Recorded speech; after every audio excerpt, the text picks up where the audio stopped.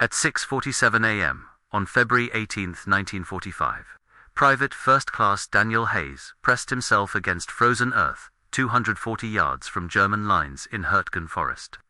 The 22-year-old farm boy from Nebraska had been in combat exactly 11 days. He had 0 confirmed kills. Around him, 28th Infantry Division had lost 187 men to German snipers in past 3 weeks. Battalion commander had tried everything. Counter-sniper teams failed. Artillery strikes failed. Even experienced marksmen from 2nd Ranger Battalion couldn't locate German positions. Then Hayes suggested something that made his captain physically recoil. Use American corpses as bait. String them up in exposed positions. Wait for German snipers to shoot them again. Track, muzzle flash. Kill the killers. Captain Morris called it desecration of the dead. Hayes called it the only thing that would work. He had 3 weeks to prove it. The odds were 37 German snipers who had survived entire war versus 1. Nebraska recruit with bolt-action Springfield and ideas so disturbing it violated every military protocol. But 28th Infantry was dying at rate of 9 men per day. Protocols could wait.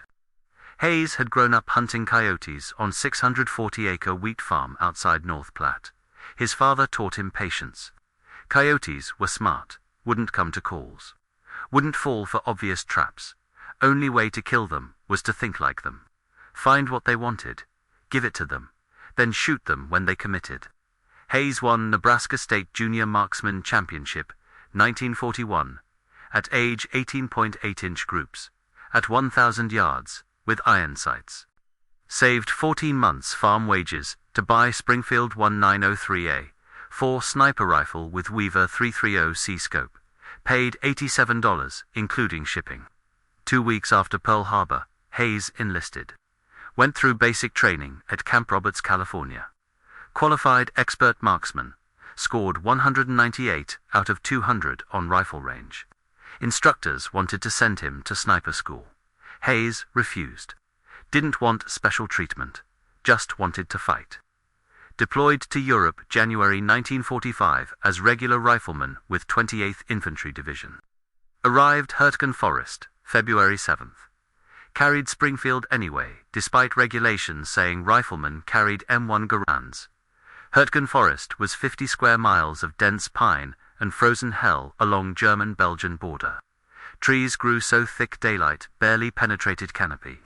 German forces had fortified every ridge, every creek bed, every clearing for past 4 months. American advance measured in yards per day. Cost measured in bodies. Between September 1944 and February 1945, 33,000 American casualties in Hurtgen. Germans called it Flachoff. The meat grinder, German snipers owned the forest. They'd been fighting there since autumn. Knew every sight line, every firing position, every route Americans would use. They worked in pairs, spotter and shooter. One sniper would wound American soldier. When medics came to help, second sniper would kill the medics, then kill the wounded man. Psychological warfare. Made soldiers afraid to help their friends. Made medics afraid to do their jobs. By February 1945, 28th Infantry had identified at least 37 active German sniper positions in 2-mile sector. Couldn't locate them, couldn't kill them. Standard doctrine said, use artillery to suppress sniper zones. 28th Infantry fired 4,000 rounds of 105mm howitzer fire at suspected sniper positions over 8 days. Killed 0 snipers. Germans simply moved during bombardment, returned after shells stopped. Counter-sniper teams tried flanking maneuvers, lost 14 men in 6 days. German snipers were too well concealed, too experienced, too patient. February 16th, Hayes watched Private James Chen step into clearing 80 yards from treeline. Single shot, Chen dropped. Medic Corporal Robert Martinez ran toward Chen. Second shot, Martinez fell 12 feet from Chen. Both men screaming. Hayes couldn't reach them. German sniper had perfect angle. Anyone who moved into clearing died. Chen bled out in 19 minutes. Martinez died in 34. Hayes listened to both men die. Captain Morris found Hayes that night. Morris was 34 years old, West Point graduate, commanded Baker Company since Normandy. He'd lost 63 men since September. Maurice asked Hayes if he had any ideas. Hayes said yes, but Maurice wouldn't like it. Maurice said, "Try him," Hayes explained. Germans were shooting bodies to draw medics. What if Americans used bodies to draw snipers? Take corpses from aid station. Dress them in American uniforms. Position them in exposed locations Germans would want to shoot. String them with wire so they could be moved from concealment. When German sniper shot corpse, Hayes would track muzzle flash and return fire. Maurice stared at Hayes for 11 seconds, then said, "Absolutely not. That violated Geneva Convention article on treatment of dead, violated Army regulations on handling remains, violated basic human decency." Hayes said Chen and Martinez violated nothing, and they were dead. Morris said, "Give him 24 hours to think about it." February 17th, 9:23 a.m. German sniper killed Private First Class David Park. February 17th, 2:47 p.m. German sniper killed Sergeant Thomas Wright and Corporal Michael Johnson when they tried to recover Park's body. February 17th, 6:12 p.m. Morris found Hayes, told him to try his idea, but with conditions. Use only bodies that would be buried anyway. No recovered wounded. Get permission from chaplain. Never tell anyone outside battalion what they were doing. If it worked, Morris would take credit and any blame. Hayes agreed. February 18th, 4:30 a.m. Hayes met with battalion chaplain Father Patrick O'Brien, explained plan. O'Brien was 41 years old, from Boston, had given last rites to 89 men since December. O'Brien listened without interrupting. When Hayes finished, O'Brien said, "God forgive us both," and gave blessing. Hayes and Corporal First Class James Mechanic, company mechanic, prepared first corpse. Private killed 3 days earlier by artillery. Body already prepared for burial. Hayes and McKenna dressed corpse in clean uniform. Positioned body in supply trench 40 yards behind front line. Used dark wire attached to arms and legs. Wire ran back 190 yards to concealed position in destroyed bunker. From bunker, Hayes could pull wires to make corpse move arms, shift position slightly. 6:47 a.m. Hayes positioned himself in bunker with Springfield. McKenna operated wires. Plan was simple. Wait for German sniper to see body. German sniper would assume American soldier was hiding in supply trench. German would take shot to wound, draw medics. Hayes would locate muzzle flash, kill sniper before spotter could relocate. First problem: German snipers were too experienced to shoot obvious targets. Hayes waited for hours. No shots. Corpse looked too still. Real soldiers moved, adjusted position, looked around. 10:52 a.m. McKenna began pulling wires in irregular patterns. Corpse's left arm lifted slightly. Head turned, right leg shifted. From 300 yards away through scope, it looked like soldier was adjusting position in trench. 11:17 a.m. Single shot. 8 mm mouse around hit corpse in left shoulder. Exactly where shot would wound, but not kill. Hayes saw muzzle flash. Ridge, 340 yards northwest, 40 degrees elevation, partially concealed by fallen log and brush. Hayes aimed windage. 3 clicks left for 8 miles per hour crosswind. Elevation set for 340 yards. Led target position 6 inches left, anticipating spotter would be there. Squeezed trigger. Springfield kicked into shoulder. 340 yards away, German spotter jerked backward and fell. Hayes worked bolt. Ejected spent casing. Chambered new round. Scanned for shooter. Saw movement 15 feet right of spotter position. Second, German sniper, relocating.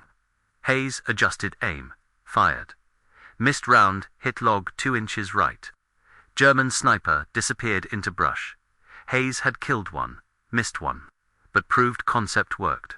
February 18th through February 21st, Hayes and McKenna operated corpse bait system 6 hours per day. Pattern emerged. Germans were cautious. Wouldn't shoot targets that seemed too exposed or too obvious. Hayes had to make corpses look authentically vulnerable. McKenna became expert at wire manipulation. Would make corpse light cigarette using long pole with lit match. Would make corpse drink from canteen. Would make corpse write in notebook. Germans fell for it 40% of time. When they shot, Hayes was ready. February 19th, 2 kills. German sniper pair, at 290 yards, both dead within 8 seconds. February 20th, 1 kill. German sniper, at 410 yards. Longest shot Hayes had made in combat. Round hit German in upper chest. Spotter dragged him away, but Hayes saw blood trail, counted as kill. February 21st, 3 kills. German sniper team trying to flank Hayes's position. Hayes relocated to secondary bunker. Germans walked into ambush. All 3 dead before they could return fire. February 22nd, Germans adapted, stopped shooting corpse bait, started shooting at Hayes's muzzle flash instead. 8:34 a.m. Hayes fired at German sniper 370 yards out, killed him. But German spotter tracked Hayes's flash, returned fire. 8mm round hit sandbag 6 inches from Hayes's head. Sand exploded into his face. Temporary blindness. McKenna pulled Hayes back into bunker. Hayes couldn't see for 40 minutes. Eyes felt like broken glass. When vision returned, Hayes realized he couldn't use same firing position twice. Germans were learning. Hayes developed new protocol. Fire once from position. Relocate immediately. Never fire from same bunker twice in one day. Built 7 different firing positions across 400-yard front. Each position had sight lines to different German sectors. Each had escape route. Hayes would fire, then crawl 200 yards to next position before Germans could organize counterfire. February 23rd through February 27th. Hayes killed 11 more German snipers using rotation system. But rotation required more corpse bait. Battalion had 4 bodies prepared for use. Not enough. Hayes needed 7 corpses to operate all positions effectively. February 28th, Hayes asked Maurice for more bodies. Maurice said absolutely not. Using 4 was bad enough. Using more felt like turning dead soldiers into props. Hayes understood but explained Germans had adapted. Single corpse wasn't enough. Needed multiple bait points across front to keep Germans guessing. Maurice refused. Hayes said, "Then I'll use German bodies." Maurice stared. Hayes explained he'd killed 17 German snipers in 10 days. Battalion Graves registration had recovered 9 German bodies. Germans wouldn't recognize their own dead from 300 yards away. Morris thought for 3 minutes. Then said, "Do it, but never tell anyone where you got the bodies." Hayes and McKenna prepared 3 German corpses. Dressed them in American uniforms taken from supply. Positioned them in forward trenches. Germans shot their own dead without hesitation. Didn't recognize them. Between February 28th and March 6th, Hayes killed 8 more German snipers. Total, 25 confirmed kills in 16 days. 28th Infantry's sniper casualties dropped from 9 per day to 2 per day. German snipers became cautious, hesitant. Fire rate decreased 70%. For first time since September, American soldiers could move during daylight without automatic death. March 7th, German command realized something had changed. Their snipers weren't reporting kills. Teams weren't returning from positions. German intelligence officer Captain Klaus Bauer interrogated 3 captured American soldiers from 28th Infantry, asked about American sniper activity. Soldiers knew nothing. Hayes's operation was classified within battalion. Only Morris, McKenna, Chaplin, and 6 men in Graves registration knew what Hayes was doing. Bauer ordered German snipers to operate in teams of 4 instead of 2. 1 shooter, 1 spotter, to security. Ordered them to avoid shooting obvious targets. Ordered them to relocate after every shot. New doctrines specifically designed to counter Hayes without knowing who Hayes was. March 8th, Hayes noticed Germans weren't shooting corpse bait anymore. Watched for 7 hours. 0 shots. Germans had adapted again. Hayes needed new approach. Studied German behavior patterns from past 3 weeks. Germans always checked American casualties. Would wait until area seemed clear. Then send soldier to search bodies for intelligence documents, maps, orders. What if Hayes made corpse look like officer? Put fake maps in uniform. Make it too tempting to ignore. Germans would have to investigate. March 9th, Hayes and McKenna prepared corpse, dressed as captain. Put oak leaf insignia on collar. Placed leather map case in webbing. Positioned body in shell crater, 180 yards from German lines. Crater had good concealment for Germans to approach from east. Hayes set up in destroyed farmhouse 310 yards west of crater. Different angle than Germans would expect. Waited 2:47 p.m. 2 German soldiers approached crater from east, moving cautiously. One covered while other searched body. Soldier, searching, found map case. Opened it, examined contents. Hayes watched through scope. Range, 310 yards. Wind, 6 miles per hour, right to left. Both Germans focused on map case. Hayes aimed at soldier holding documents. Fired. German dropped. Second, German spun toward sound. Hayes worked bolt. Fired again. Second German fell. Both dead within 4 seconds. But Hayes heard something. Bolt action cycling. Third German sniper he hadn't seen. Positioned in tree line, 40 yards behind the 2 searchers. Security element. Bauer's new doctrine. German sniper fired at farmhouse. Round hit window frame 8 inches left of Hayes. Stone fragments cut Hayes's left cheek. Hayes rolled right, away from window. German fired again. Round passed through space where Hayes had been. Hayes crawled 2 different window on south side of farmhouse. Calculated German position from angle of incoming fire. Spotted movement in trees. Dark shape behind fallen trunk. Range, 280 yards. German sniper was relocating. Moving parallel to tree line toward, better angle on farmhouse. Hayes led target. Estimated German would stop behind thick pine tree, 30 yards ahead. Aimed at base of tree, waited. German appeared exactly where Hayes predicted. Stopped, began setting up rifle on tree. Hayes fired. German sniper collapsed. Didn't move again. Hayes had killed 3 Germans, but taken fire. Position compromised. Relocated immediately. Crawled 400 yards north to backup position. German mortar began hitting farmhouse 6 minutes later. 8 rounds of 81 millimeters. Farmhouse collapsed. If Hayes had stayed, he would have died. March 10th through March 14th, Hayes used fake officer technique 6 more times. Killed 9 German soldiers. But German security elements were getting better. March 13th, Hayes nearly died when German sniper team set up ambush around corpse bait. Hayes spotted ambush only because German soldier coughed. Cough carried on wind. Hayes heard it. Relocated before springing trap. Germans waited 3 hours for Hayes to shoot. He never did. March 15th, Morris summoned Hayes. 28th Infantry was preparing major offensive. Pushed 2 miles east to Rhine River. Offensive scheduled for March 17th, 0600 hours. Morris needed German snipers suppressed before assault. Intelligence estimated 12 active German sniper teams remaining in sector, down from 37 3 weeks ago. Hayes had killed 28.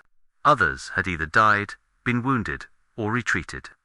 Maurice asked if Hayes could eliminate remaining 12 in 48 hours. Hayes said he'd try. March 15th and 16th. Hayes worked 19 hours per day. No corpse bait, no fake officers. Pure hunting. Studied German patterns. Identified 7 probable sniper positions based on sightlines, concealment, and proximity to German supply routes. Set up in positions that gave him angles on multiple German locations. Waited. When Germans revealed themselves, Hayes shot them. March 15th, for kills. March 16th, 5 kills. Total, 37 confirmed German sniper kills in 26 days. March 17th, 0600 hours. 28th Infantry began offensive. Advanced 1.2 miles in 8 hours. Encountered zero sniper fire. For first time in 6 months, American soldiers crossed open ground without dying to hidden shooters. Advanced 2.1 miles by March 18th. Reached Rhine River, March 19th. After action report, documented 28th Infantry casualties. September 1944 to February 16, 1945, 187 men killed by German snipers. February 17 to March 17, 1945, 11 men killed by German snipers. 94% reduction. Report attributed reduction to improved counter-sniper tactics and training. Did not mention Hayes, did not mention corpse bait, did not mention using German bodies. Morris wrote separate classified report for Division Command. Detailed Hayes's methods, recommended Hayes for Silver Star. Division Command, read report, rejected recommendation.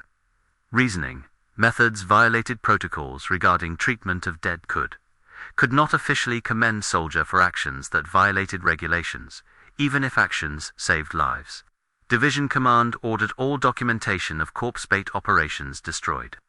Ordered Morris to never discuss methods outside classified channels. Hayes was told his kill count would be recorded as 37 confirmed, but methods would remain classified. No medal. No commendation. Just number in file. March 20th, German artillery hit Hayes's position. 150 mm shell landed 40 feet away. Shrapnel hit Hayes in right shoulder, right leg, left hand. McKenna pulled Hayes back to aid station. Medics stabilized him. Sent him to field hospital in Belgium. Shoulder wound, severed muscle, right leg wound, fractured tibia. Left hand wound, destroyed 2 fingers completely. Surgery took 4 hours. Doctors said Hayes would recover, but would never shoot rifle again.